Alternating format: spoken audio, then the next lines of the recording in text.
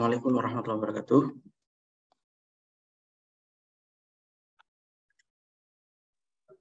Waalaikumsalam. Waalaikumsalam. Waalaikumsalam warahmatullahi wabarakatuh. Bismillahirrahmanirrahim.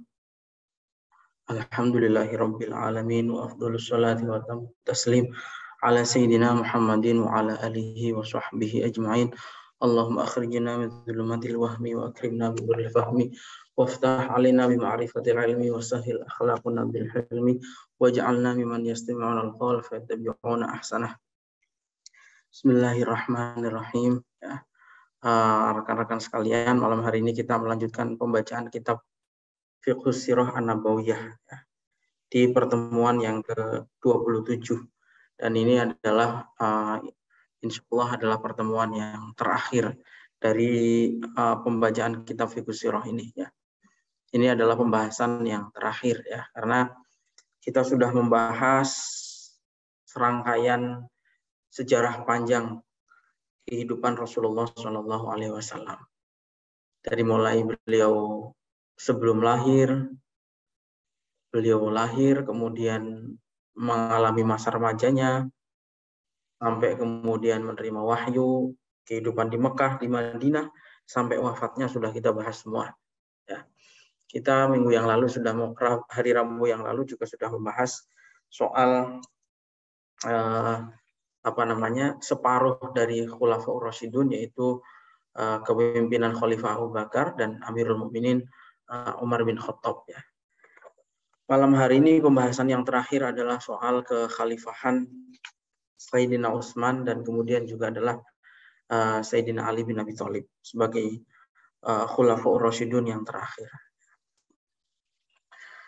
Silahkan dibuka teman-teman kitabnya di halaman 530 ya.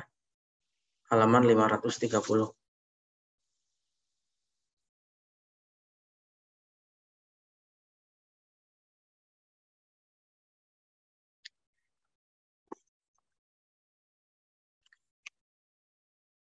Utsman bin Affan ya. Utsman bin Affan.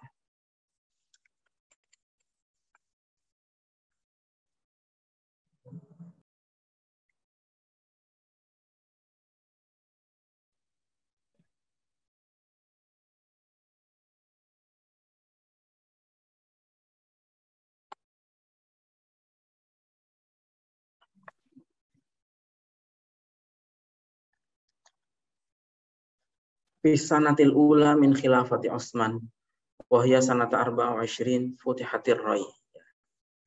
Ini kita akan membahas timeline atau secara pembahasan secara kronologis tahun-tahun atau peristiwa-peristiwa penting yang terjadi pada masa kekuasaan atau kekhilafahan Sayyidina Utsman bin Affan.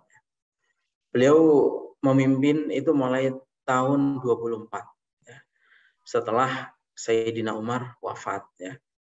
Nah, pada masa di tahun pertama kepemimpinan Utsman bin Affan itu ditaklukkan Teheran. Ya, Roy kalau dalam bahasa dulu ya, itu dalam pembahasan kitab istilah yang digunakan adalah Roy. Roy ini yang sekarang adalah ibu kota Iran ya, Teheran. Kemudian pada tahun ini juga Utsman menunjuk Sa'ad bin Abi Waqqas menjadi gubernur Kufah di Irak ya.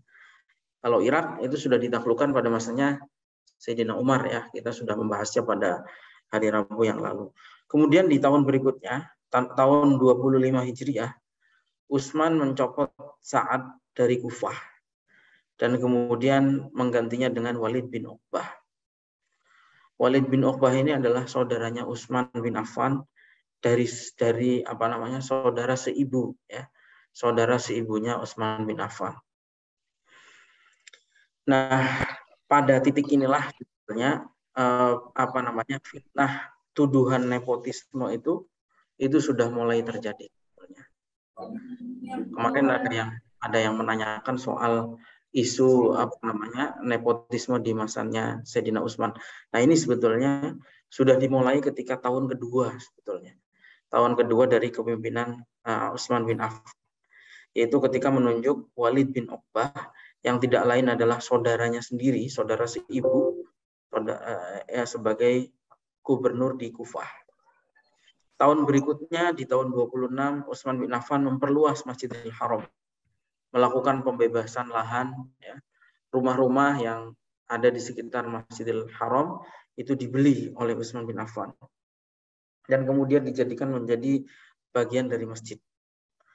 Pada tahun berikutnya di tahun 27 Hijriah, Utsman bin Affan itu mengutus Muawiyah berperang di Siprus. Ya. Siprus ini sudah masuk Eropa. Ya. Jadi sebetulnya pada masa Khulafaur Rasyidun itu di eranya Sayyidina Utsman itu sudah masuk ke Eropa, ya, menaklukkan Siprus. Nah, kemudian bahkan ada beberapa sahabat yang dimakamkan di Siprus, ya, di daerah Eropa Siprus ini. Kemudian pengalaman perang di Siprus ini juga menjadi pengalaman pertama umat Islam itu berperang di laut. Kan Islam ini kan lahir di Jazirah Arab, ya, di daerah padang pasir. Karena itu sebetulnya tidak mengenal budaya maritim, ya. Karena memang bukan orang laut, tapi orang padang pasir. Dan perang pertama yang dilakukan oleh umat Islam di laut itu ya pada masanya Utsman bin Affan. Nah, kemudian di tahun ini juga Utsman juga menunjuk Abdullah bin Sa'ad bin Abi Sarrah, ya, untuk berperang di Afrika, di Afrika Utara. Afrika Utara itu mana? Afrika Utara itu kalau sekarang ya Tunisia, Maroko, Libya, ya itu masuk ke daerah Afrika Utara. Ya, ditaklukkan. Kemudian di tahun itu juga umat Islam masuk ke Andalusia, ke Spanyol. Ya. Nanti suatu saat, alhamdulillah saya sudah pernah dulu ya nyebrang dari Maroko ke Spanyol, ke Portugal. Bisa naik bus ya, naik bis itu bisa. Ya. Nah itu sebetulnya hanya dipisah oleh laut, oleh selat, ya, antara Maroko dan Spanyol. Ya. Nah kemudian di tahun berikutnya, tahun ke-29 Hijriah, itu juga banyak sekali wilayah-wilayah lain yang ditaklukkan. Di tahun ini juga Utsman bin Affan memperluas Masjid Madinah. Dan kemudian Masjid Madinah yang tadinya itu menggunakan kayu, itu direnovasi oleh Utsman menggunakan batu permanen. Batu ukir-ukiran, diperluas juga. Di tahun berikutnya, tahun ke-30, Utsman bin Affan juga menaklukkan Khurasan, daerah Khurasan. Khurasan itu ya Afghanistan, daerah-daerah situ ya, Asia Selatan. Daerah Asia Selatan sekarang kita ini di Asia Tenggara ya. Kalau daerah Asia Selatan itu Khurasan itu sekarang masuk daerah Asia Selatan. Nah, kemudian tahun ke-32 itu juga beberapa sahabat wafat ya. Nah, tahun ke-32 juga Abdullah bin Abi Sa'ad bin Abi Sarrah itu menaklukkan Afrika. Jadi memang banyak sekali sebetulnya penaklukan-penaklukan di eranya Sayyidina Utsman. Ya, tentu di zaman Sayyidina Abu Bakar sudah dilakukan, di zaman Sayyidina Umar juga dilakukan, dan banyak wilayah-wilayah yang ditaklukkan di masanya Sayyidina Umar. Dan kemudian disusul di masanya Sayyidina Utsman. Jadi sebetulnya sampai di sini sebetulnya sejarah Islam pasca kehidupan Rasulullah itu ya gilang gemilang sebetulnya. Luar biasa jayanya gitu. Karena wilayahnya membentang sangat luas sekali dari benua Asia, Afrika sampai ke Eropa. Sebetulnya pada masa ini itu kekuasaan Islam itu sudah sangat luas sekali. Dan Islam itu ya mengalami kemenangan luar biasa lah sampai pada titik ini ya. Nah, tapi kemudian terjadi satu persoalan politik ya, yaitu siyasatu Utsman fi ikhtiyaril wulad wal a'wan wa man sya'an dzalik.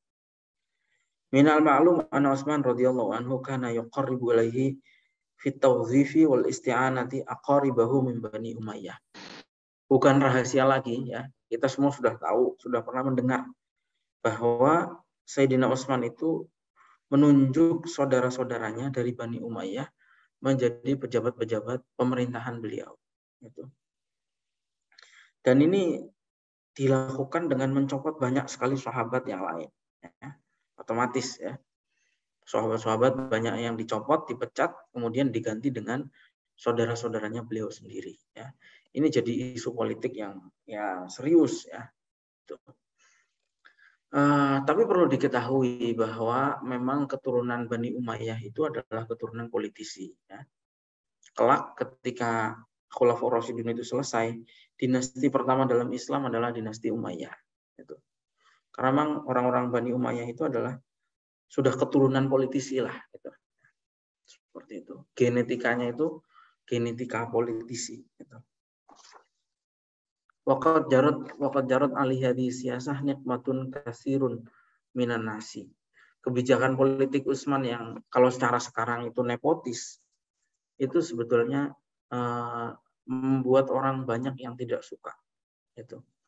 Dan inilah yang menjadi suatu hal yang ditangkap oleh seorang Yahudi yang bernama Abdullah bin Saba dan kelompoknya. Untuk apa? Untuk memprovokasi. Itu. Sehingga ringkasnya apa? Ringkasnya kemudian terjadi demonstrasi di mana-mana.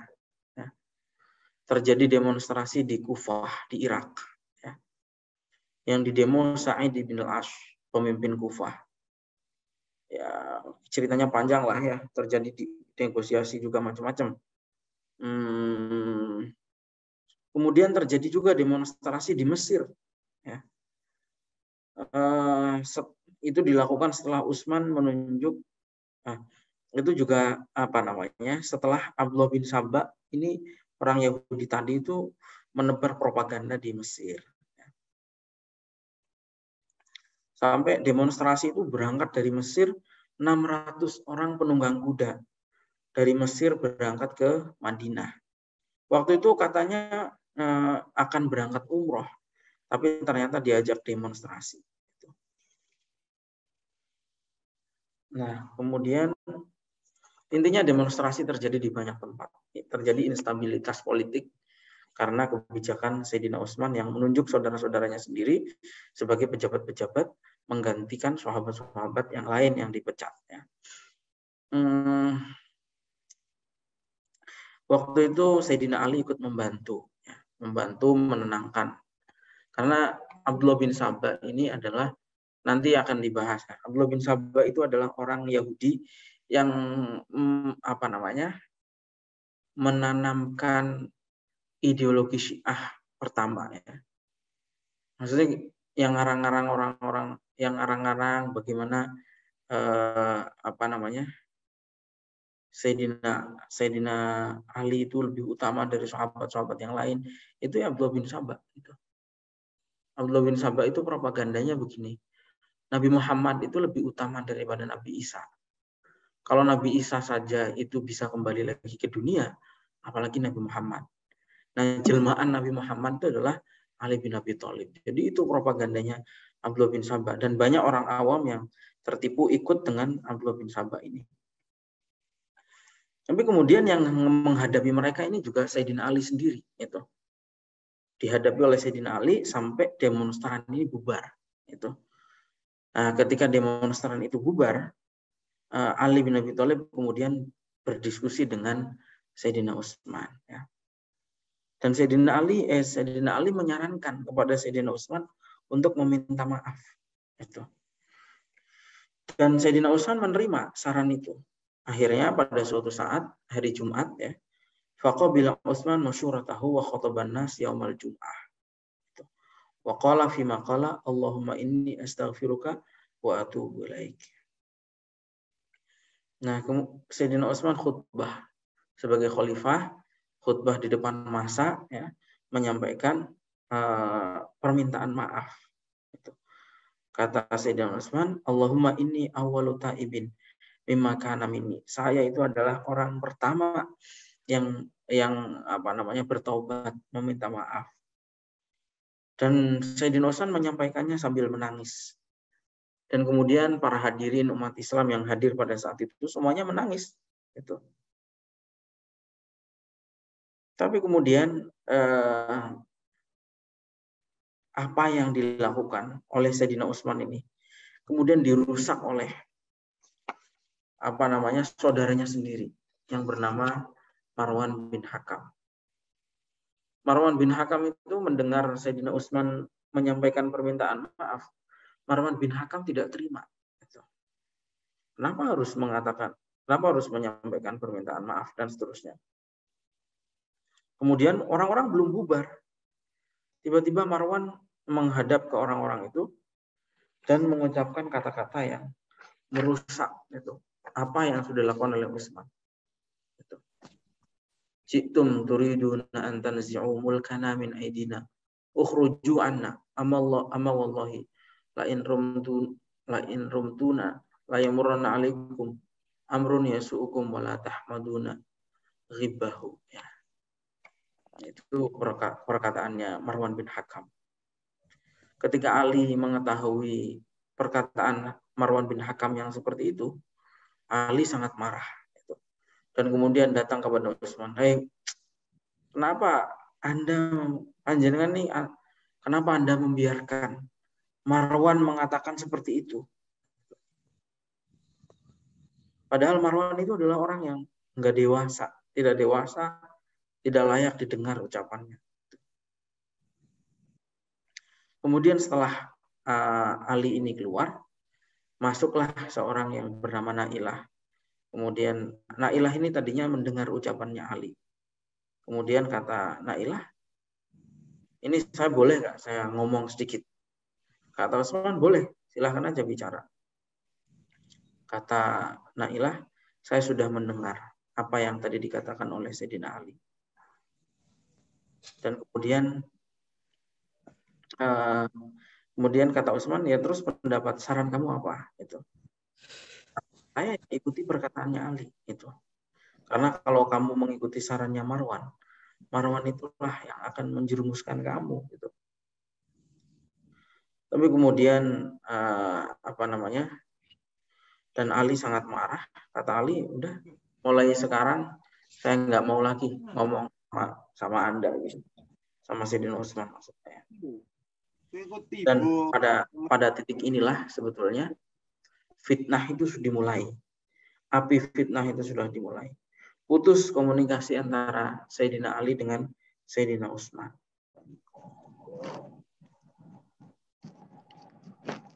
Awalul fitnah wa maqtal Utsman.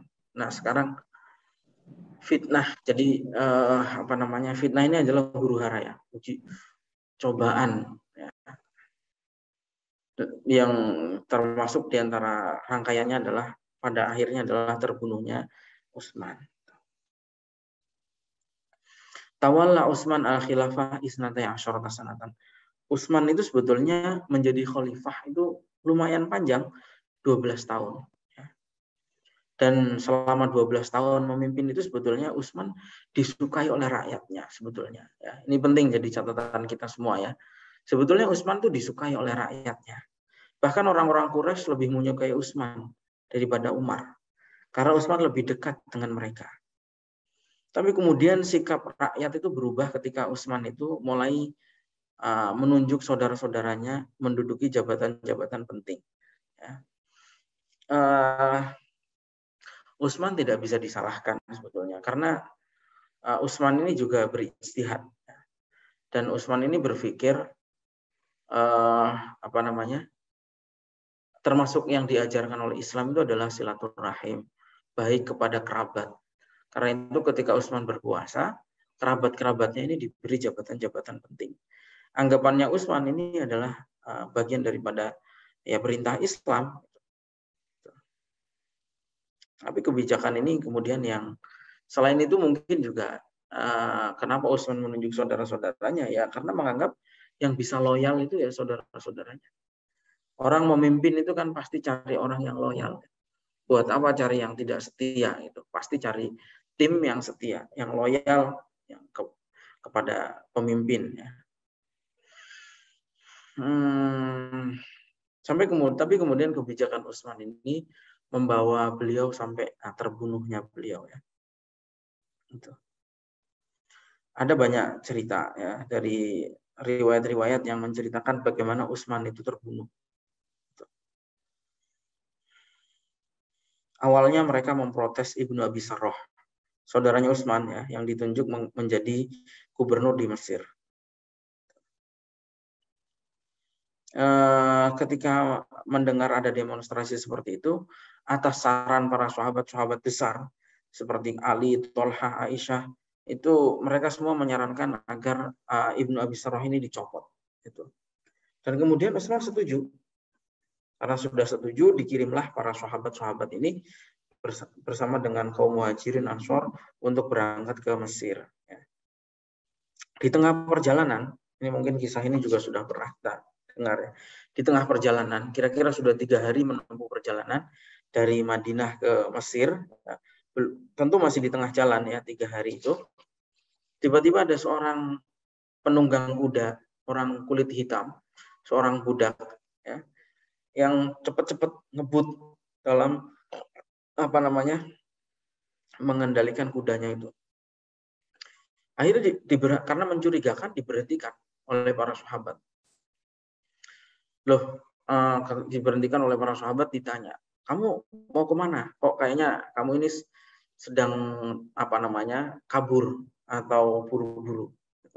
Kemudian budak itu menjawab, saya ini budaknya Amirul Mukminin. Saya diutus untuk menemui gubernur Mesir. Terus kemudian ditanya lagi, kamu ini budaknya siapa? Saya ini budaknya Amirul Mukminin.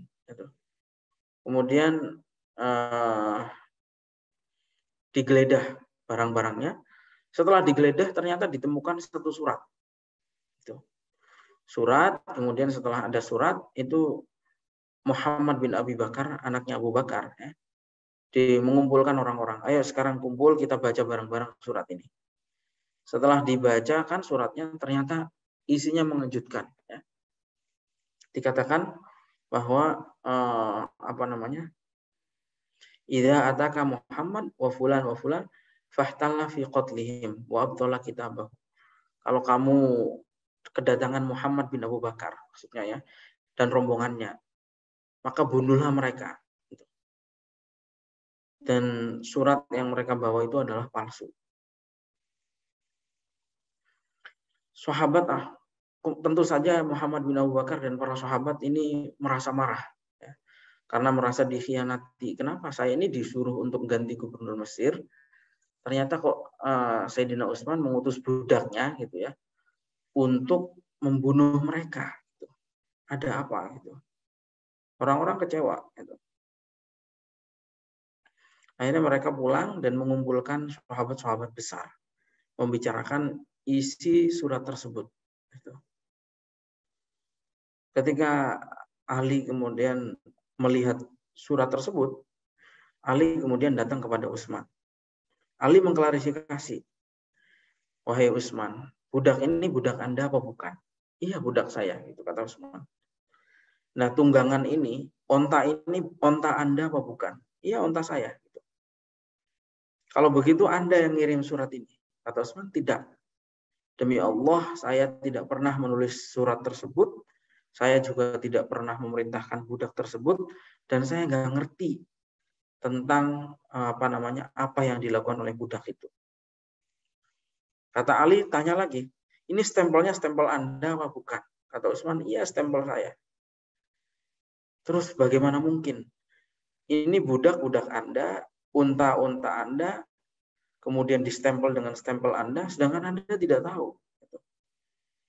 Utsman kemudian bersumpah bahwa memang dia tidak tahu, memang beliau tidak tahu tentang surat tersebut. Akhirnya para sahabat mengamati tulisannya, ya, gaya tulisannya. Dan kemudian mereka mengetahui bahwa yang menulis surat tersebut adalah Marwan bin Hakam. Ya. Karena itu kemudian para sahabat marah dan meminta kepada Utsman untuk menyerahkan Marwan. Marwan ini saudaranya Utsman ya. Tapi ternyata Utsman menolak. Gitu. Padahal Marwan pada saat itu ada di rumahnya Utsman. Itu. Tentu saja orang-orang menjadi marah. Mereka percaya bahwa Utsman tidak mungkin bohong. Tapi mereka marah, kenapa Utsman ini tidak mau menyerahkan Marwan bin Hakam. Kabar tersebut itu sudah nyebar kemana-mana ya. Di seluruh Madinah orang-orang semua dengar bahwa ada pengkhianatan Marwan bin Hakam, saudaranya Utsman, dan dilindungi oleh Utsman. Akhirnya rumahnya Utsman dikepung. Ya, padahal Amirul Mukminin ini ya. Rumahnya Utsman itu dikepung sampai Sayyidina Utsman itu tidak bisa mendapatkan akses air ya. Jadi nyari air saja nggak bisa. Saking beratnya kondisi ya. Kehausan yang luar biasa.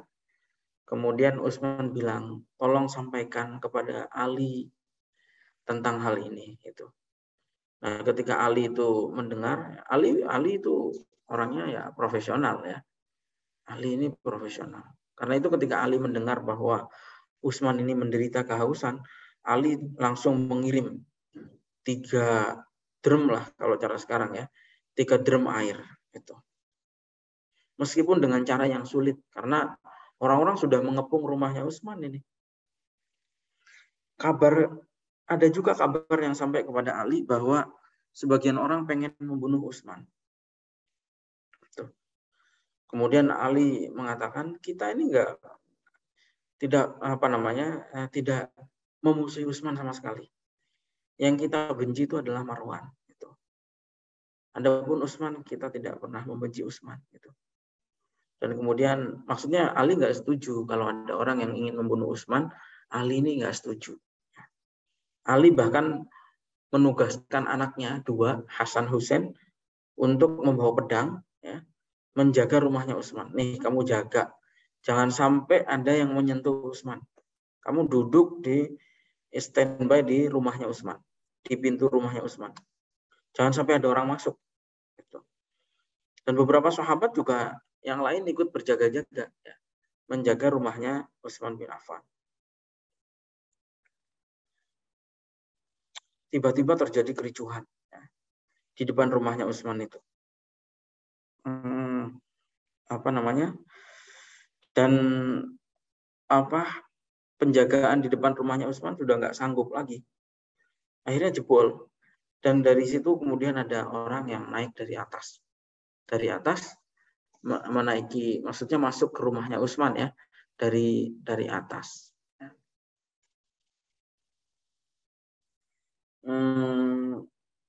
Kemudian ada 2-3 orang yang masuk ya, dan mereka kemudian yang berhasil menerobos ini berhasil membunuh Sayyidina Utsman ya. Nah, dari situ Sayyidina Utsman terbunuh ya. Mendengar terbunuhnya Sayyidina Utsman tuh sebenarnya Sayyidina Ali marah besar. Bahkan putranya beliau sendiri Hasan itu ditempeleng oleh Ali. Kamu nggak becus, disuruh jaga rumahnya Utsman, menjaga keselamatan Utsman, kok malah kebobolan gitu. Hasan ditempeleng. Husain itu diantem dadanya sama Ali. Ali juga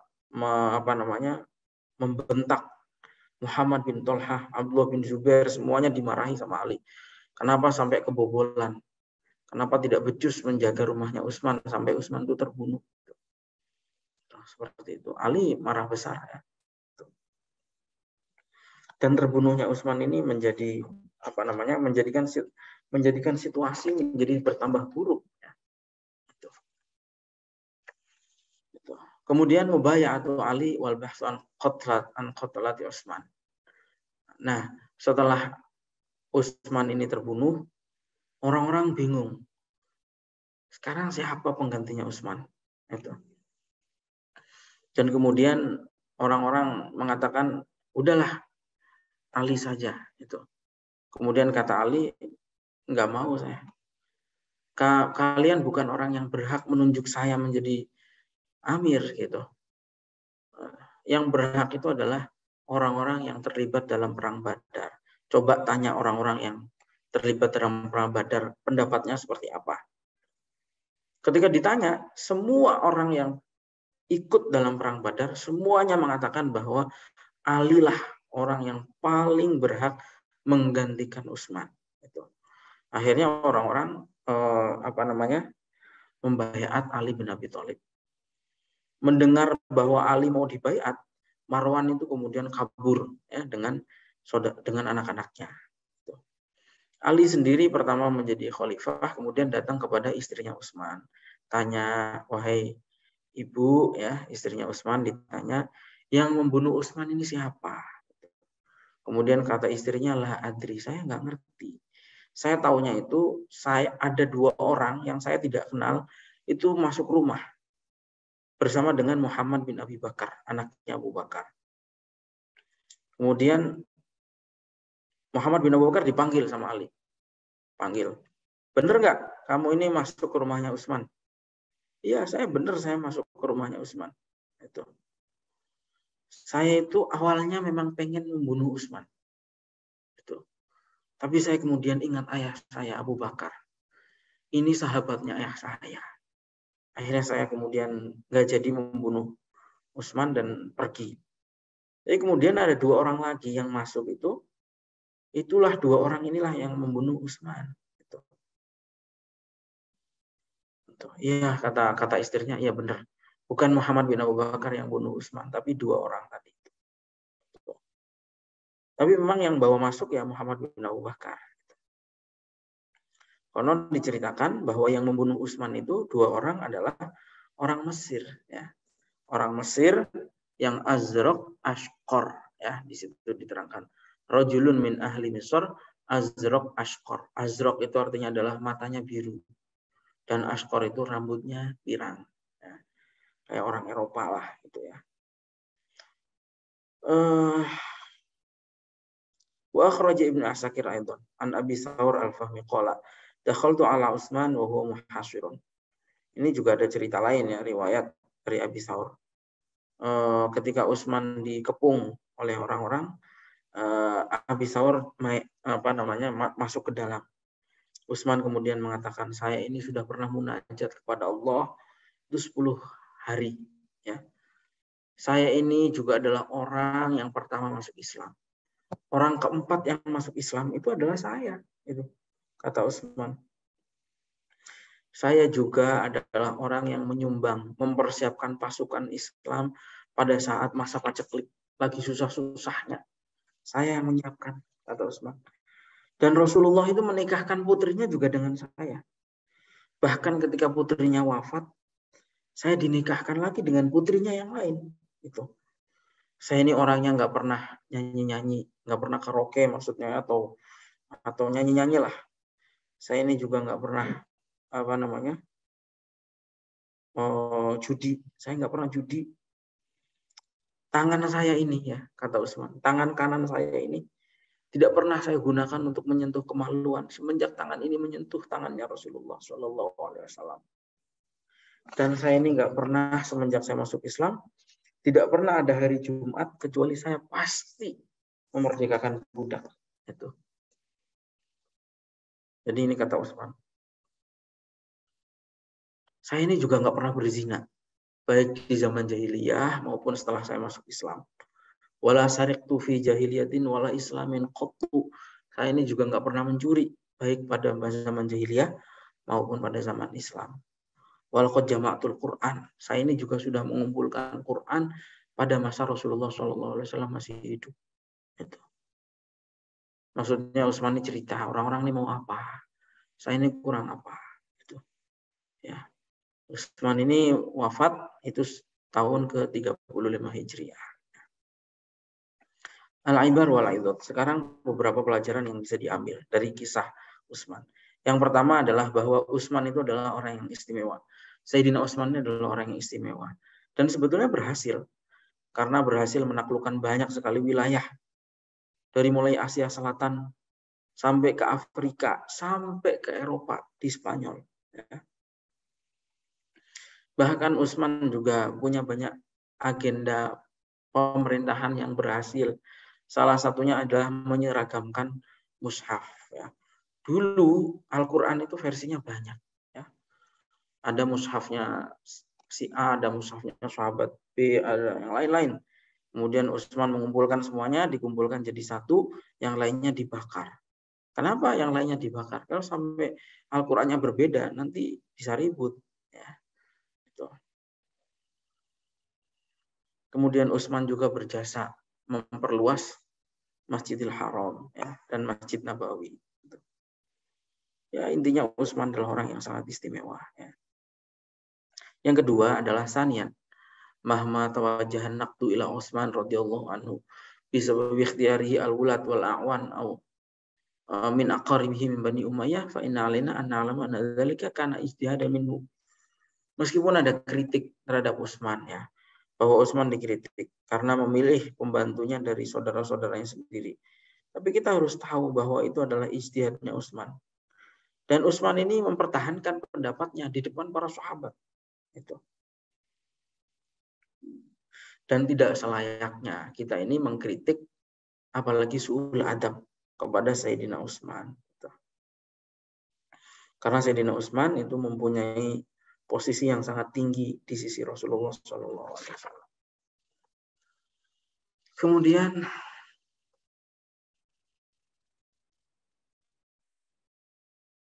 ya kalau kita mau menceritakan ya ceritakan, tapi dalam koridor yang adab ya kepada sahabat.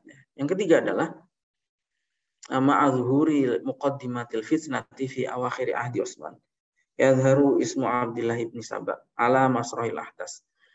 Ketika kita juga melihat pada masa gonjang-ganjing ini, huru-hara ini, ada orang Yahudi yang namanya Abdullah bin Saba. Abdullah bin Saba ini orang Yahudi aslinya dari Yaman. Ya.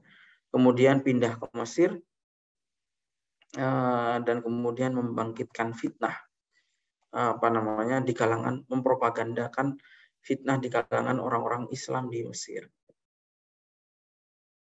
Kita kan tahu ya bahwa orang Yahudi ini memang tidak suka kepada Islam karena memang pada saat itu ya maksudnya ya karena memang mereka belum rela itu bahwa yang menang itu atau yang ditunjuk menjadi seorang nabi itu adalah orang Arab itu, dan mereka dengan agama baru yaitu Islam mereka nggak terima itu. Kita dari sini kita tahu bahwa pertama kali lahirnya awal perpecahan aliran dalam Islam Sunni Syiah itu ya di masa itu atas inisiatif seorang Yahudi yang bernama Abdullah bin Saba.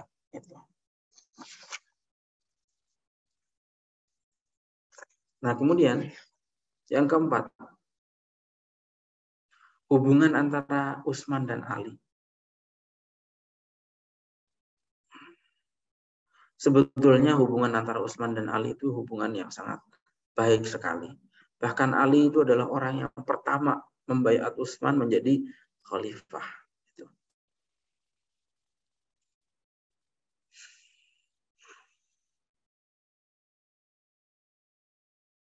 Bahkan Ali di masa-masa akhir itu menugaskan tadi ya kita sudah tahu anaknya untuk menjaga Utsman. Ali ini orang yang sangat tulus dalam membantu kepemimpinan Utsman. Sekarang khilafatu Ali radhiyallahu anhu, kepemimpinan Ali ya. Tadi Utsman wafat dan sekarang sudah berganti kepada Ali bin Abi Thalib. Ali bin Abi Thalib dibaiat itu pada tahun ke-33 Hijriah.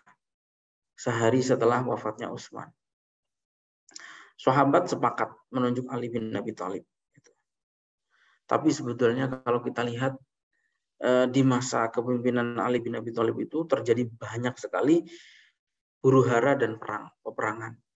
Sebut saja misalnya adalah Perang Jamal. Ya. Itu terjadi di masa kekhilafahan Ali bin Abi Thalib. Perang Siffin itu juga terjadi masanya Ali bin Abi Thalib. Kemudian juga perpecahan yang terjadi antara umat Islam dengan Muawiyah.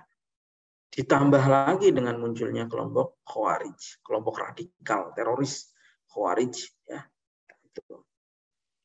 Yang pertama adalah saya sendiri sampai sedih sekali sebetulnya membaca kisah-kisah ini ya, karena betapa rumit dan betapa ya disayangkannya gitu perpecahan ini. Tidak diragukan lagi, mimma la syakka fihi anna qatla Utsman kana bi aidi ta'ifatin minal bughat. Tentu yang membunuh Utsman itu adalah orang bughat, pemberontak ya. Dan sudah jelas tentu saja yang membunuh ya harus diqisas gitu. Tetapi sayangnya Sayyidina Ali ini selama menjabat menjadi khalifah itu menunda-nunda hukuman kepada pembunuhnya Utsman bin Affan. Ya, sayangnya gitu. Meskipun ini juga masuk wilayah ijtihad ya, ijtihadnya Ali bin Abi Thalib. Orang-orang kan menuntut darahnya Utsman. Utsman sudah dibunuh. Terus gimana gitu pertanggungjawabannya? Mestinya kan sebagai khalifah yang baru, Ali bin Abi Thalib cepat menyelesaikan supaya bisa dirasakan keadilan itu. Waktu itu Tolha, Zubair dan sahabat yang lain menuntut agar supaya diproses yang cepat. Gitu. Yang membunuh Utsman itu siapa? Proses cepat, lakukan qisas. Gitu. Termasuk yang menuntut menuntut darahnya Utsman itu adalah Sayyidah Aisyah, Tolha, Zubair dan sahabat-sahabat yang lain. Sampai akhirnya bukan hanya tuntutan itu karena akhirnya terjadi demonstrasi. Bahkan bukan sekedar demonstrasi, tapi sudah membawa pasukan. Gitu. Nggak ada niat untuk perang sebetulnya. Ya, tapi yang namanya massa sudah berkumpul ya. Nah akhirnya Ali mengutus seorang bernama Kokok. Disuruh nanya kepada Sayyidah Aisyah. Hai ummah ma aqdamaka hadzal balad. Ibunda ya, karena Sayyidah Aisyah ini kan istrinya Rasulullah ya. Ditanya ibunda, apa yang membuat panjenengan datang ke sini? Kata Sayyidah Aisyah, al-islah bainan nas. Kami menuntut kebaikan. Kemudian juga ditanya Tolha, Zubair, jawabannya sama. Semuanya menuntut agar supaya pembunuhnya Utsman segera diadili. Kata Ali, oke, saya setuju. Saya akan percepat pengadilannya Utsman itu. Nah, tapi rupanya orang-orang provokator ini tidak ingin kondisinya membaik. Akhirnya apa? Abdullah bin Sabah ini bersama dengan orang timnya ya, 200 orang itu memprovokasi. Ya, malam hari datang ke tendanya satu kelompok, melakukan kekacauan, dibunuh, diserang. Yang kelompok yang lain lagi, grup yang lain lagi nyerang tenda yang lain. Sampai akhirnya antara satu tenda dengan tenda yang lain itu merasa diserang oleh dan diadu domba gitu ya. Akhirnya terjadi peperangan. Ya sebetulnya pola yang seperti ini yang sampai sekarang masih dilakukan oleh Amerika ya. Di Irak adu domba Sunni Syiah. Minggu Jumat ini dibom masjidnya Sunni. Oh pelakunya Syiah. Jumat depannya orang Sunninya balas dendam. Masjidnya Syiah dibom. Terus saja diadu domba sama Amerika. Tapi ya bukan salah Amerika semata itu. Kitanya sendiri sebagai umat Islam tuh gampang tersulut. Gampang sekali tersulut. Nggak tabayun dulu. Ya. Saya ingat salah satu peristiwa yang belum lama terjadi di Jakarta ya. Contoh saja misalnya ya. Ada orang tukang servis sound system amplifier sholat di masjid ya. Kemudian setelah selesai sholat diteraki oleh orang, wah maling sound system masjid dimaling gitu. Akhirnya orang ini nggak tabayun dulu, langsung dikeroyok, dibakar sampai mati. Padahal itu orang lagi numpang sholat di masjid ya. Dan dia bawa sound system, memang dia tukang servis sound system. Itu menunjukkan bahwa kita ini gampang sekali tersulut. Ya, padahal itu bukan ajaran Islam. Ajaran Islam kan disuruh tabayun dulu. Ya. Kasihan sekali karena tukang sound system ini juga punya istri dan istrinya waktu itu sedang hamil. Saya membayangkan bagaimana perasaannya. Gitu. Itu ya, seperti itu. Nah, Nah, akhirnya yang dilakukan oleh orang Yahudi ini berhasil. Terjadilah perang. Ali sendiri jumlah pasukannya 20.000 dan Sayyidah Aisyah itu jumlah pasukannya adalah 30.000. Ini kan sebetulnya ya Allah ya. Sayyidah Aisyah itu kan ibaratnya kan mertuanya Sayyidina Ali. Sayyidina Ali itu nikah dengan Sayyidah Fatimah, putrinya Rasulullah ya. Dan Sayyidah Aisyah itu adalah istrinya Rasulullah. Jadi ini sebetulnya menantu dengan mertua lah ibaratnya gitu. Karena terprovokasi. Ali sendiri sebetulnya juga sudah menahan diri sebetulnya ya. Macam-macam lah terjadi dialog dengan Sayyidah Aisyah juga. Ali juga akhirnya setelah selesai perang mendatangi Sayyidah Aisyah, kemudian nanya kabarnya, bagaimana kaifa anta ya ummah gitu. Kata Sayyidah Aisyah bi khair. Faqala yaghfirullahu lak. Itu. Ini perang Jamal ya. Kemudian Amr Muawiyah wa waqatu Siffin. Sekarang yang terjadi di masanya Sayyidina Ali ini juga adalah perang Siffin. Waktu itu Ali baru kembali ke Kufah. Kemudian kembali ke Kufah, dan setelah kembali ke Kufah, Ali mengirim orang untuk datang kepada Muawiyah. Karena Muawiyah ini gubernur di Syam ya, gubernur di Syria waktu itu ya. Muawiyah itu nggak mau membaiat Ali sebagai khalifah, itu tidak mau. Gitu. Menolak. Karena Muawiyah menganggap Ali menjadi khalifah itu belum sah. Karena belum semua orang yang setuju. Gitu. Dan masalahnya lagi, Ali belum membereskan siapa yang membunuh Utsman. Gitu. Nah, kemudian Ali sendiri beranggapan ya dirinya sudah sah menjadi khalifah. Karena orang-orang di Madinah, semua sahabat yang ada di Madinah sebagai kota suci itu sudah membaiat beliau semua. Gitu. Karena itu di luar Madinah mestinya mengikuti untuk membaiat. Gitu. Ali sendiri menganggap Muawiyah itu bughat, pemberontak. Gitu. Karena membelot dari Jamaatul Muslimin. Gitu. Akhirnya Ali berangkat membawa membawa pasukan masuk ke daerah mau menyerang Muawiyah. Mendengar hal tersebut, Muawiyah juga menyiapkan pasukan. Sampai akhirnya ketemu di hamparan di padang pasir di daerah Siffin, di dekat Sungai Furat.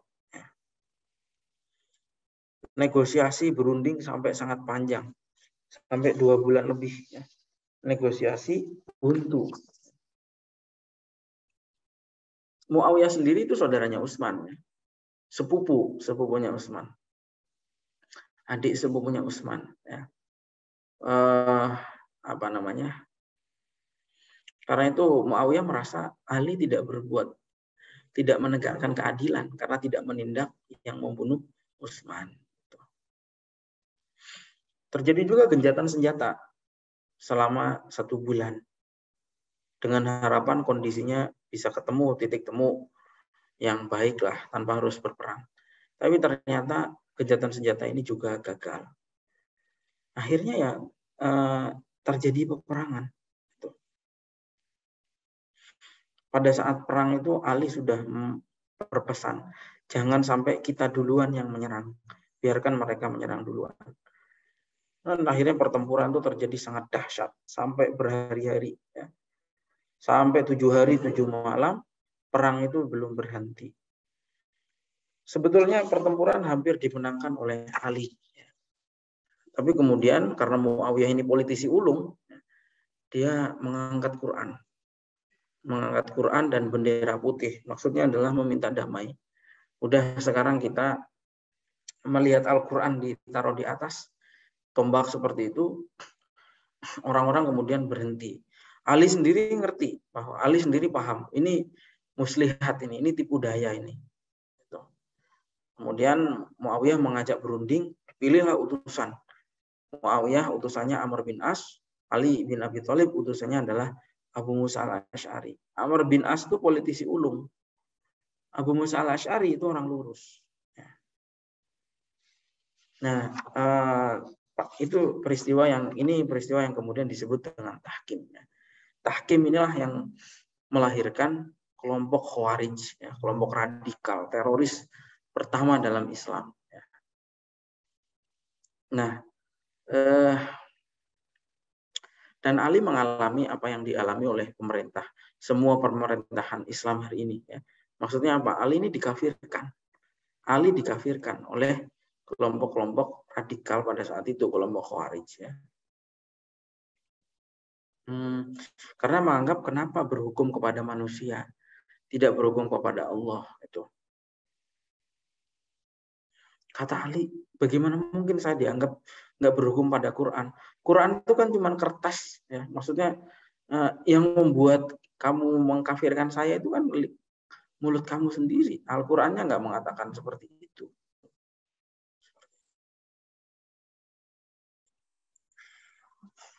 Sampai singkat cerita ya, ini kisahnya panjang ya. Tapi singkat ceritanya, Ali ini kemudian setelah terjadi proses negosiasi, Ali itu yang diwakili oleh Abu Musa al-Asy'ari itu ditipu ya, oleh Amr bin As.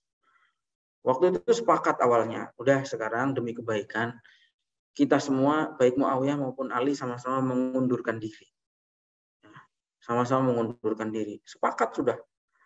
Diumumkan. Oke, pertama Abu Musa dulu yang pidato. Demi kebaikan umat Islam, saya menyatakan bahwa Ali dan Muawiyah itu mengundurkan diri. Setelah itu, Abu Musa kemudian gantian berpidato. Anda sudah dengar Abu Musa tadi memecat yang diwakilinya, yaitu Ali. Dan sekarang saya menunjuk Muawiyah sebagai wakil saya untuk menjadi khalifah. Itu seperti tipu muslihat ya dari Amr bin As itu.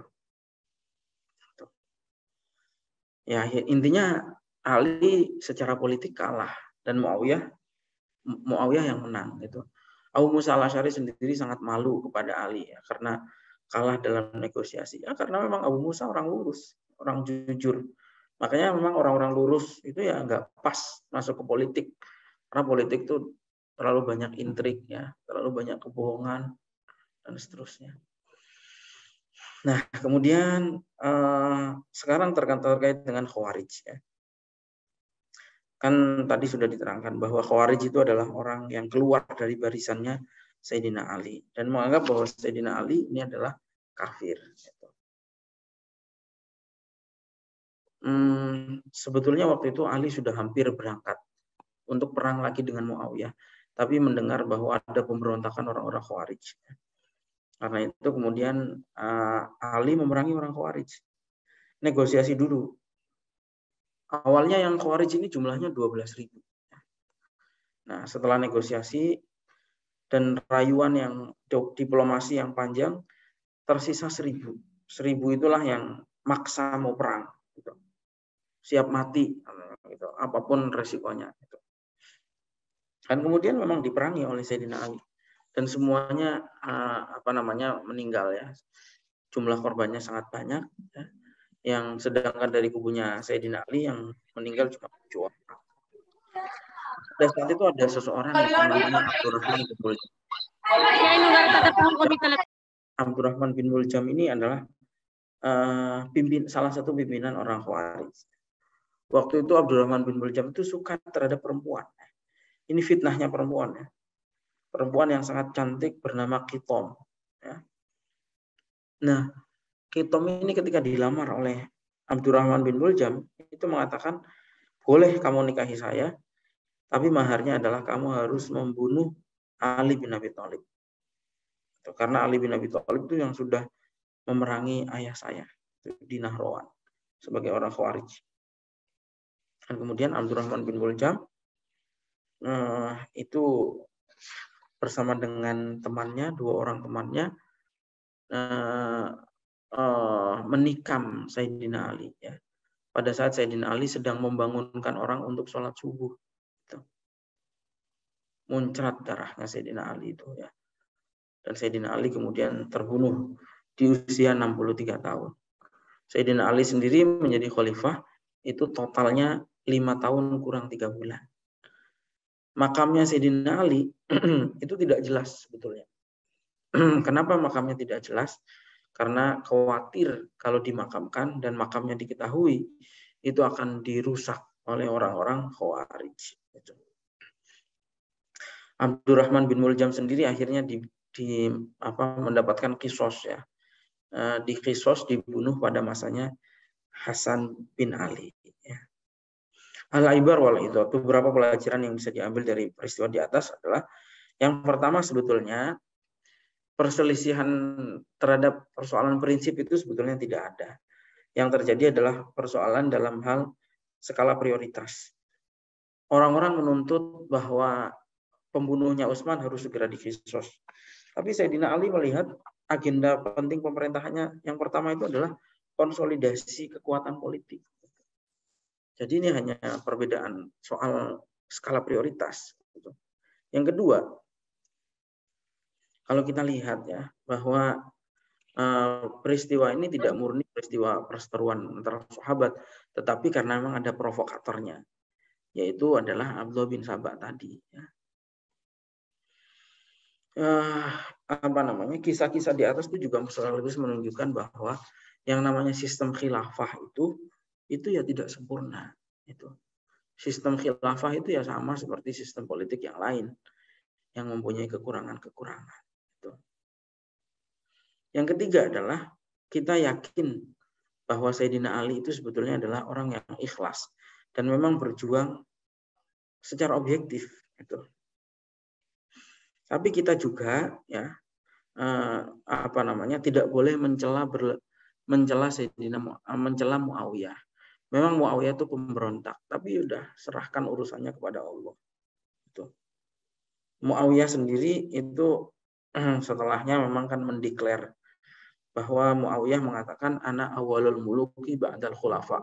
Saya itu adalah raja pertama setelah kekhilafahan. Jadi sebetulnya khilafah itu sudah berhenti. Abu Bakar, Umar, Utsman, Ali stop hanya di situ. Karena Nabi mengatakan bahwa al-khilafatu min ba'di salasuna aman. Khilafah itu hanya akan bertahan 30 tahun.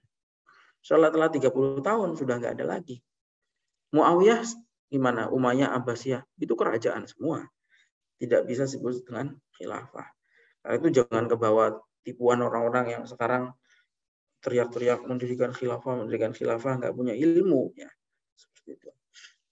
Yang keempat adalah soal Khawarij.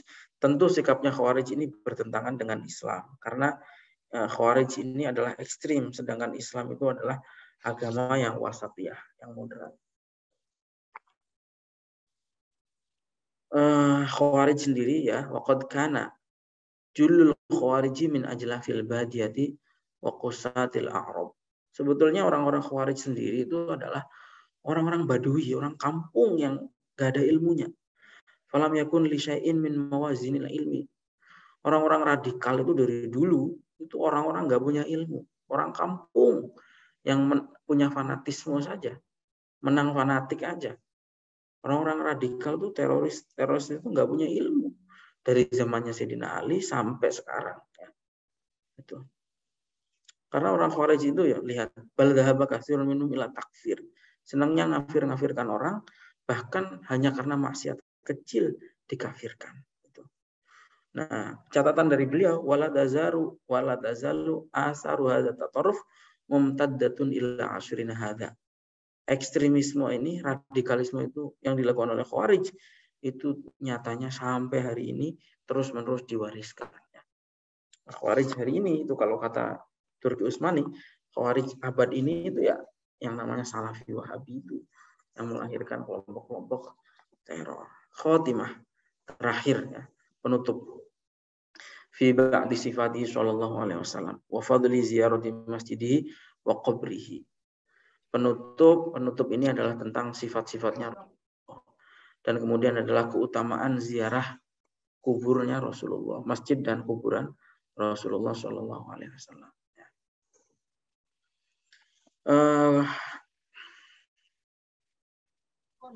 Rasulullah itu setelah wafat ya dikafani menggunakan 3 lapis. Ya. Kemudian disolati oleh para sahabat, nggak ada yang ngimami. Ya. sholat. Yang pertama menyolati adalah Abbas, kemudian Banu Hashim. Rasulullah juga dimakamkan di tempat beliau wafat, yaitu di kamarnya Sayyidah Aisyah. Rasulullah waktu wafat itu meninggalkan 9 istri. Semuanya adalah janda.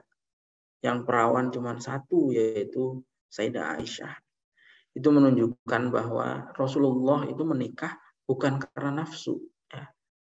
Kalau karena nafsu ya cari yang cantik, yang perawan. Tapi ternyata Rasulullah itu istri-istrinya kebanyakan adalah orang-orang janda yang perlu ditolong, yang karena untuk menarik qabilah dan seterusnya. Rasulullah mempunyai putra jumlahnya 3. Ya. Tapi semuanya wafat pada saat masih kecil. Rasulullah mempunyai 4 putri. Jadi total putra-putrinya Rasulullah itu 7 ya, yang laki-laki itu 3 dan yang perempuan itu 4 ya. Putra-putrinya ini juga wafat, dinikahkan dengan Sayyidina Utsman, wafat pada saat perang Badar dan seterusnya. Sekarang sifatnya Rasulullah yang penting sekali untuk kita teladani. Pertama adalah kan Rasulullah SAW ajwadun nas. Rasulullah itu adalah orang yang paling dermawan. Apalagi di bulan Ramadan. Wa kana ahsanuhum khalqan wa khuluqa. Rasulullah ini juga orang yang paling tampan, paling baik secara fisik maupun akhlak. Akhlaknya baik, fisiknya juga baik, orangnya sangat tampan sekali. Itu. Kulitnya sangat halus, baunya sangat wangi, pergaulannya sangat baik. Dan yang paling takut kepada Allah. Rasulullah tidak pernah marah karena urusan pribadinya. Rasulullah hanya marah pada saat dirusak atau ada ajaran-ajaran agama yang ternodai. Wa kana khuluquhul Quran. Akhlaknya Rasulullah itu adalah Quran. Dan wa kana aktsarun nasi tawadhu'an. Rasulullah SAW itu adalah orang yang paling tawadhu. Kesukaannya adalah menolong orang lain. Itu. Senang sekali bergaul dengan orang-orang lemah. Ini kan suatu hal yang tidak banyak disukai karena biasanya orang-orang bergaul kan nyari yang punya posisi jabatan ya. Senang bergaul sama pejabat ya, senang bergaul sama orang kaya. Tapi yang dilakukan oleh Rasulullah adalah bergaul dengan orang-orang lemah.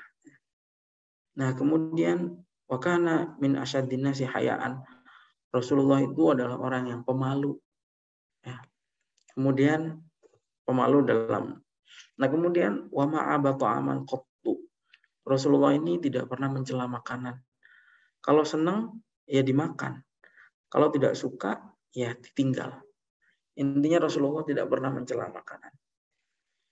Wala ya'kulu muttaqian wala ala khawanin. Wa kana yuhibbul halwa wal asal. Rasulullah menyukai manis-manisan dan menyukai madu. Kemudian wa kana ya'ti syahr wa syahran. Kadang-kadang Rasulullah itu 1 bulan, 2 bulan di rumahnya tidak ada api yang menyala. Maksudnya nggak ada yang dimasak.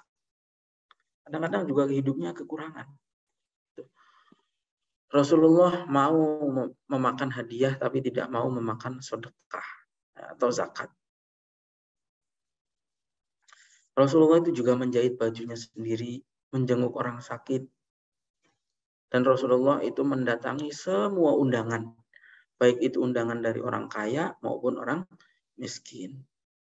Rasulullah sendiri itu kalau tidur itu di atas pelepah kurma. Ya. Anyaman pelepah kurma.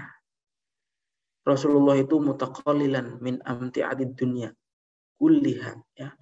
Rasulullah itu hidupnya sangat sederhana. Ya seperlunya lah, nggak pernah hidup mewah-mewahan. Itu. Hidupnya nggak pernah glamor. Ya. Rasulullah itu hidupnya sangat sederhana. Itu. Padahal Rasulullah ini sudah diberikan seluruh dunia dan seisinya. Tapi tetap saja Rasulullah hidupnya sangat sederhana. Dan Rasulullah tidak mau mengambil dunia itu semuanya. Ya. Hanya memilih akhirat. Wa kana katsiru dzikri. Daimul fikri. Rasulullah itu selalu berzikir dan selalu berpikir.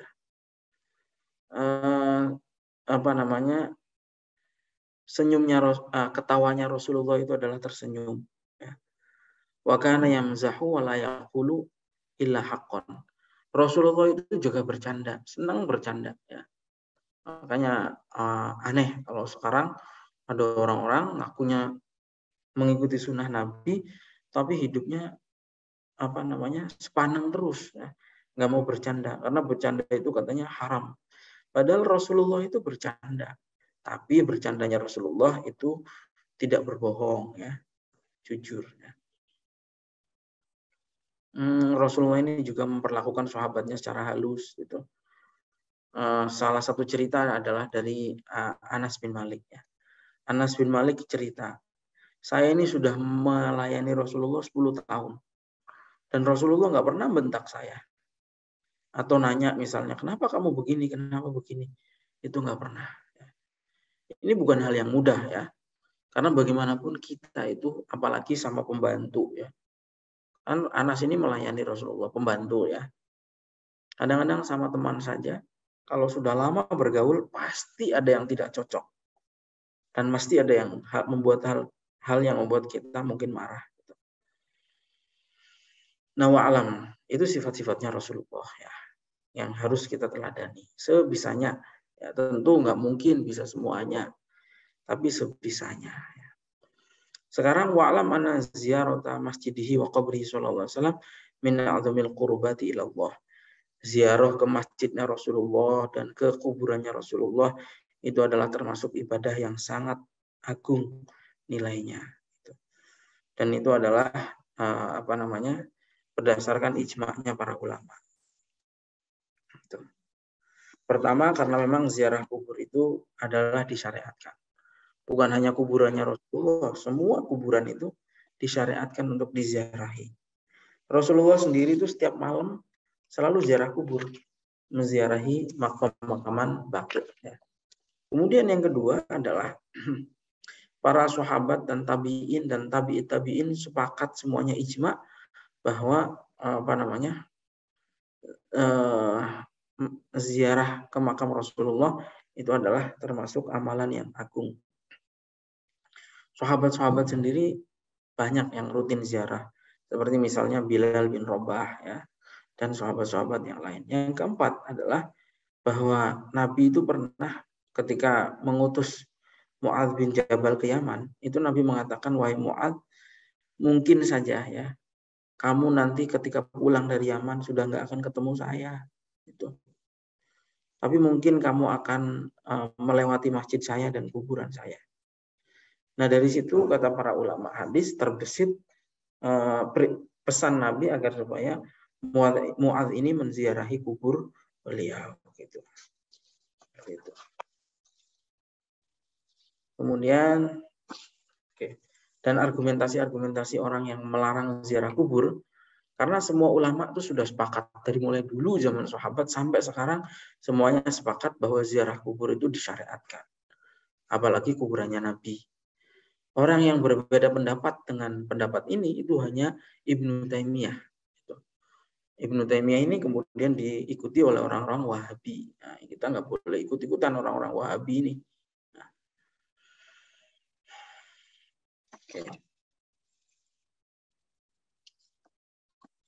Oke, itu pembahasannya, ya. Sebetulnya ini adalah pungkasan dari pembahasan kitab ini. Dan terakhir penulis kitab ini menulis, ya, di halaman terakhir saya bacakan, walatan saya akhi anta khussoni ana aidon bisyai'in min du'aika. Jadi beliau juga sebetulnya di sini tadi menulis, ya, adabnya ziarah. Tapi karena waktunya tidak cukup untuk menerangkan, ya, adabnya ziarah lah. Kemudian juga menulis kalimat doa, ya, doa ketika ziarah ke kubur, ke makamnya Nabi itu, ke kuburannya Nabi itu harus seperti apa, itu ada adabnya yang sangat penting lah tadi. Nah, kemudian juga beliau menyampaikan pesan.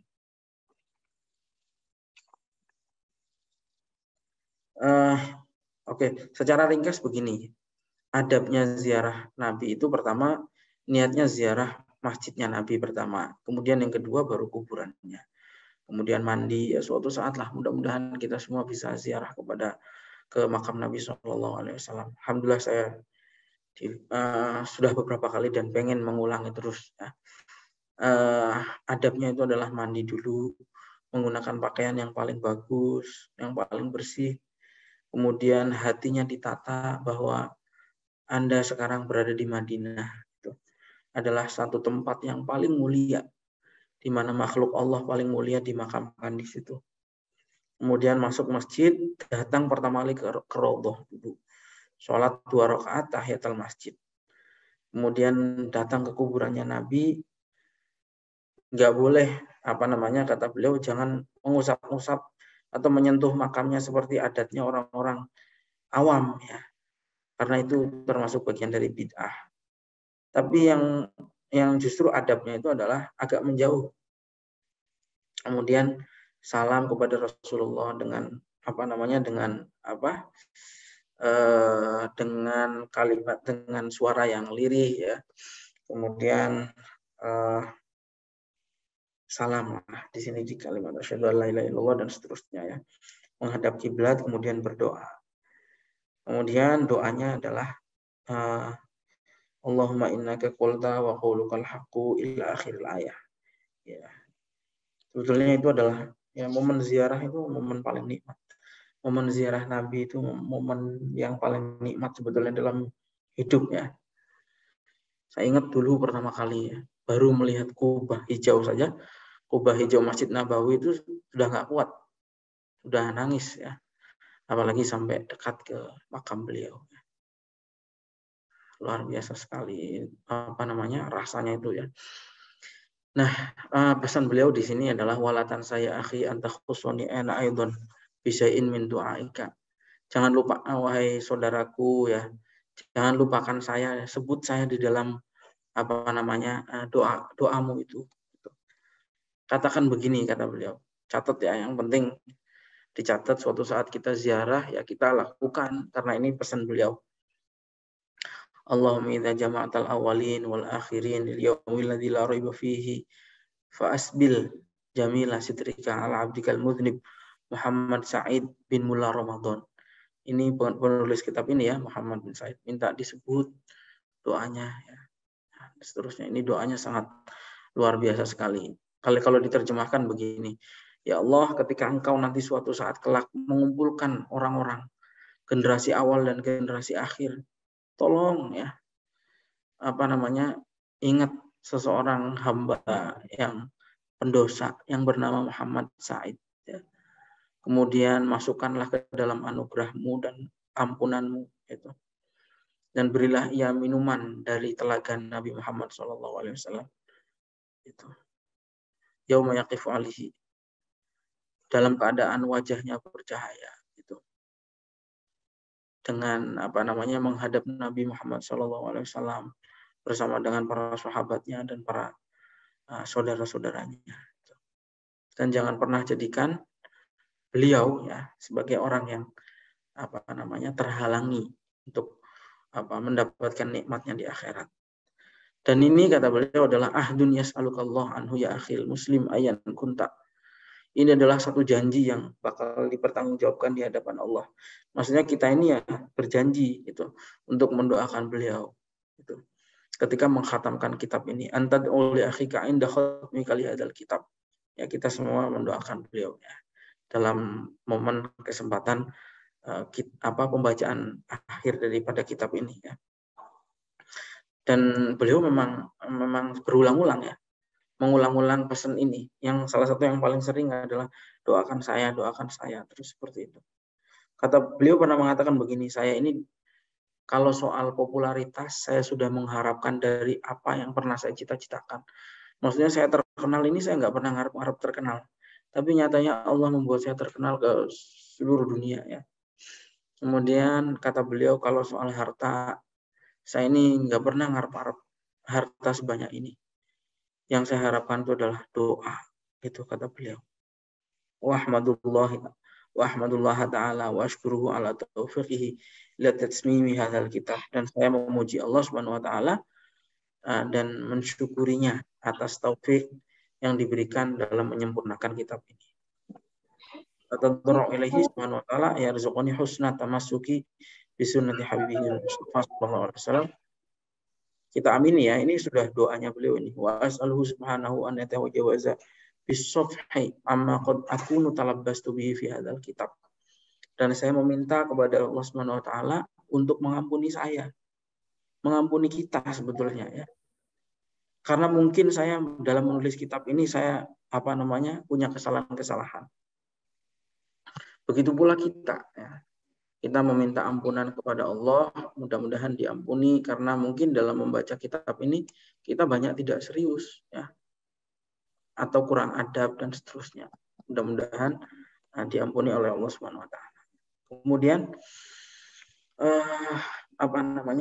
waqta'in wa yaj'ala syafi'i fi dzalika salamatul qasdi wa badlil juhdi. Ya, mudah-mudahan saya ini selamat karena niat saya tulus, mudahan gitu. Wa yaj'ala syafi'i fi dzalika wa sallallahu ala sayyidina Muhammadin nabiyil ummi wa ala alihi wa sahbihi ajma'in wa akhiru da'wana alhamdulillahi rabbil alamin. Baik. Sebelum nanti kita lanjutkan membaca doa beliau, saya mungkin menanggapi dulu ya beberapa pertanyaan yang ada di kolom. Yang pertama, izin bertanya, sahabat Marwan itu apakah saudara kandung dari Sayyidina Utsman? Bukan saudara kandung, tapi masih sepupu ya, masih sepupu.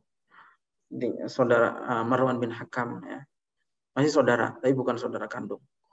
Kemudian izin bertanya, bagaimana hukum memilih pemimpin berdasarkan garis keturunan seperti Muawiyah yang menunjuk anaknya sebagai pemimpin berikutnya, seperti di negara Arab juga yang menganut sistem monarki sekarang. Ya sebetulnya sekali lagi kan kemarin sudah dibahas ya. Islam sendiri itu tidak memberikan tuntunan yang pasti harus seperti apa menunjuk pemimpin itu. Jadi ya mana yang maslahat saja. Betul. Tapi tradisi menunjuk anak sebagai pemimpin itu baru dilakukan Muawiyah. Lihat di masanya Nabi Muhammad. Nabi nggak pernah nunjuk anaknya. Di masanya Abu Bakar nggak pernah. Umar tidak pernah. Bahkan Umar melarang anaknya dipilih. Utsman juga nggak pernah. Ali juga tidak pernah. Baru Muawiyah lah yang menunjuk anaknya menjadi penggantinya. Tapi apakah sah apa tidak? Ya sah. Gitu. Secara hukum fikih itu sah. Bahkan itu salah satu mekanisme penunjukan seseorang menjadi pemimpin itu ya ditunjuk oleh pemimpin sebelumnya. Bahkan meskipun bukan anaknya itu juga sah ya. Kayak misalnya Abu Bakar itu kan memang sudah nunjuk Umar. Nanti pengganti saya Umar. Itu sah. Kemudian apalagi di kerajaan, kehidupan kerajaan kan begitu. Pasti yang ditunjuk adalah keluarganya. Yang paling sering adalah anak laki-laki tertua. Apakah negara kita ini ada yang namanya Islam Nusantara? Dan jika ada, apakah di dalamnya ada penambahan ajaran atau kaidah fikih yang lain yang belum dicontoh kalau Nabi? Nggak ada.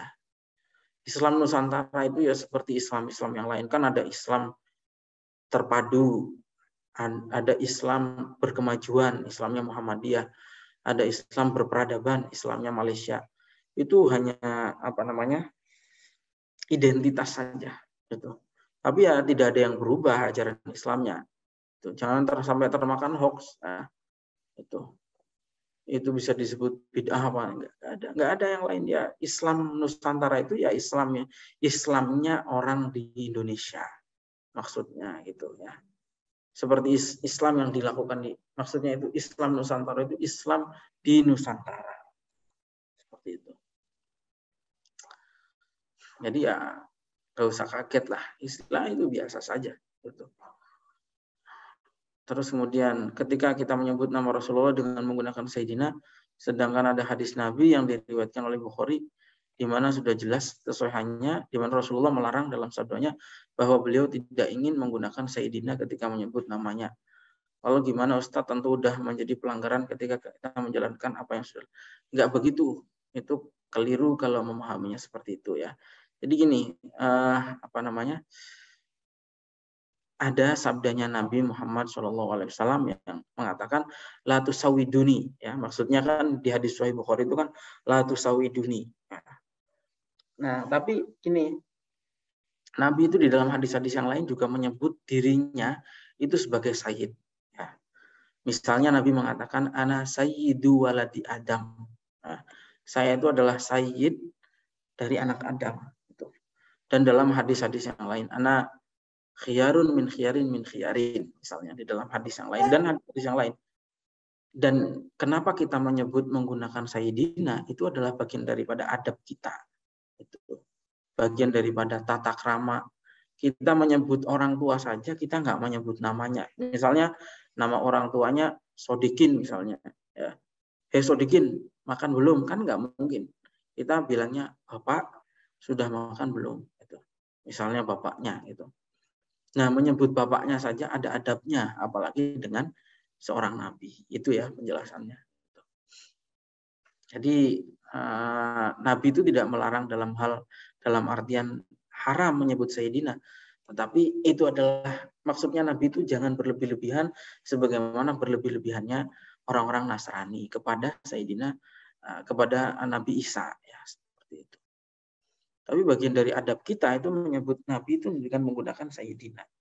Pakai sayyidina tidak apa, lebih bagus adab. Tapi nggak pakai sayyidina juga boleh, ya. Boleh-boleh saja. Nah, kemudian berikutnya tadi dijelaskan bahwa pemilihan Ali sebagai khalifah berdasarkan pendapat umat Islam, terutama Islam yang mengikuti perang Badar. Pertanyaannya, apakah alasan umat Islam mengatakan bahwa Ali bin Abi Thalib yang sangat pantas untuk menggantikan Utsman? Ya, banyak kelebihannya Ali kan. Ali bin Abi Thalib itu adalah orang yang pertama masuk Islam dari kalangan anak-anak, ya, dari kalangan pemuda. Ya. Kemudian Sayyidina Ali ini juga adalah menantunya Rasulullah.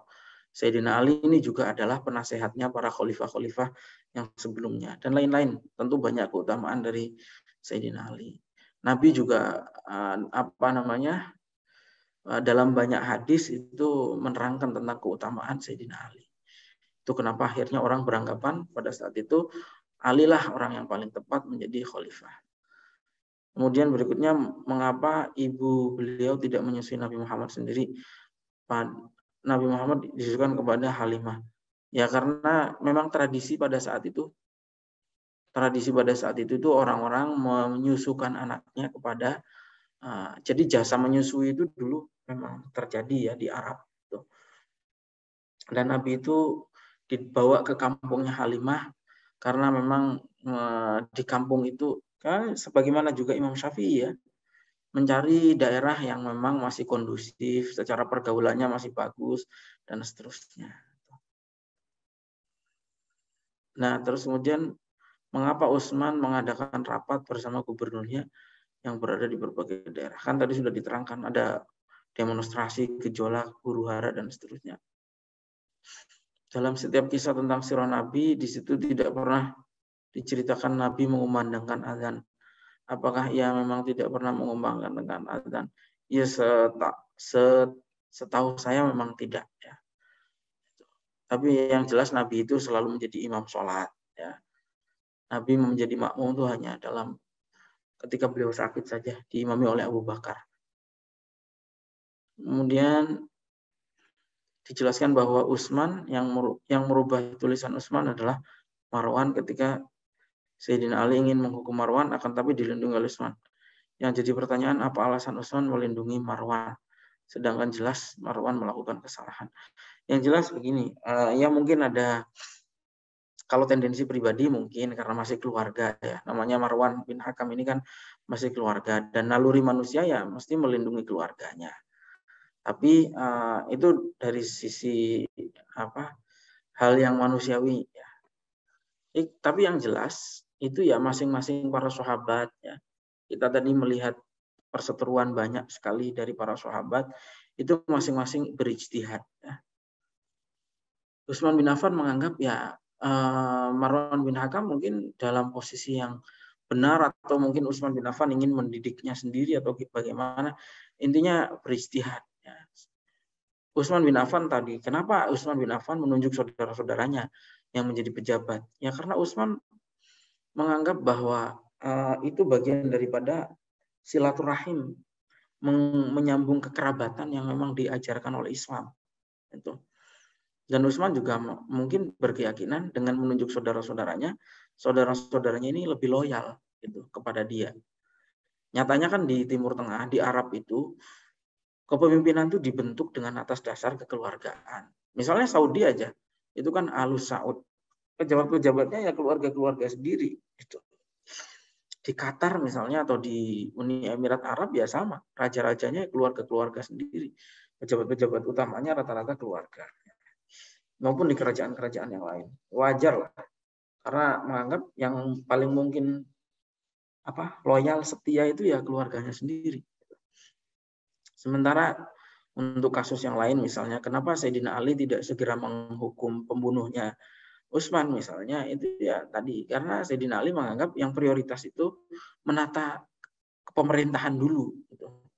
Sementara yang lain yang protes itu menganggap bahwa keadilan harus cepat-cepat ditegakkan. Jadi seperti itu. Jadi intinya gini, masing-masing sahabat itu berijtihad gitu. Dan masing-masing memperoleh pahalanya sendiri-sendiri. Mana yang benar itu ya kita serahkan kepada Allah. Ya.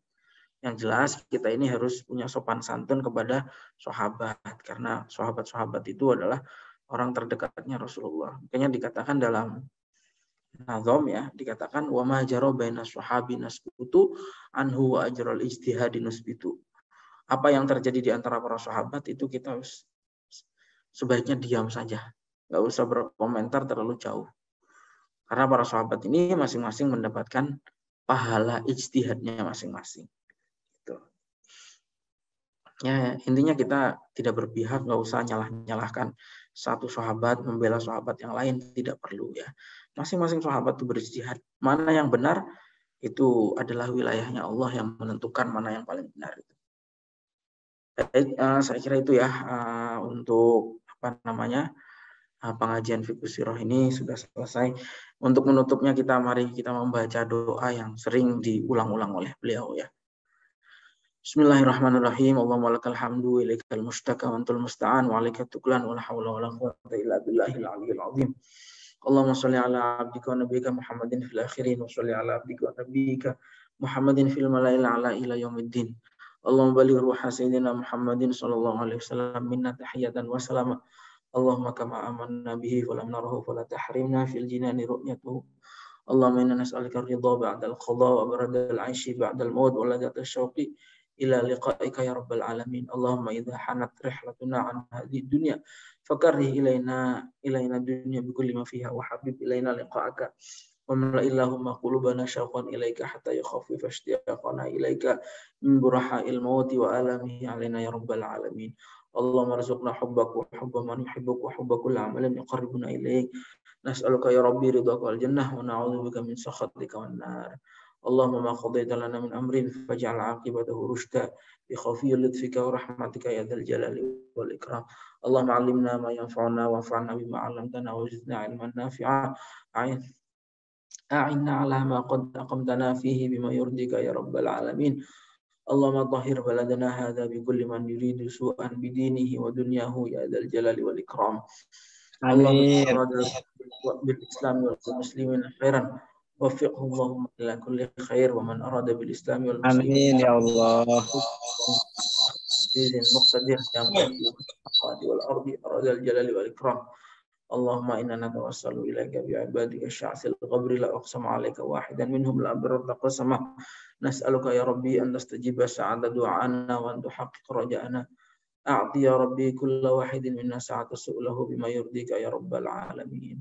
Allahumma ya man la tadhi'u 'indahu al-wada'i' nahnu 'ibaduka astawdi'una ladayka du'a'ana wa raja'ana wa la takhayyibna fi amalina wa sallallahu ala sayyidina wa nabiyina Muhammadin nabiyil ummil habibil 'alil qadril 'azimil jahu 'ala alihi wa sahbihi ajma'in. Amin amin amin walhamdulillahi rabbil alamin. Amin. Baik, kita lanjut lagi hari Rabu yang akan datang ya dengan kitab yang baru insyaallah. Demikian, assalamualaikum warahmatullahi wabarakatuh.